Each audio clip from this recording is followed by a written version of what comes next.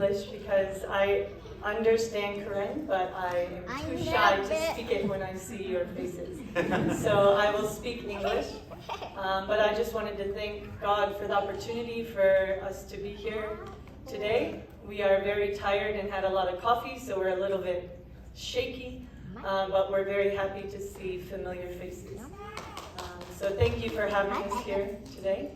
I just wanted to say a little bit to the Korean youth here, and I wanted to encourage you. We've been to Minnesota, to Nebraska, Brandon's been to North Carolina and New York, and we can see that the opportunities for the Korean youth are getting more and more, especially with higher education and university. And we look at you and we're proud because even though you're not our students, we see you like our students over there. So we have the opportunity to teach the Korean people over there, and when we come here and we see you, we're very proud because we know that you're taking advantage of the opportunities that are presented to you.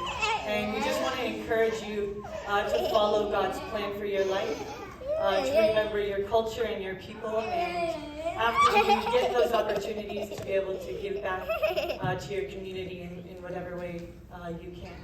So we pray for you. We thank you for praying for us. And even though we're over there in Thailand, in Kasule, we remember you often. And we hope that you remember us. So thank you for having us today.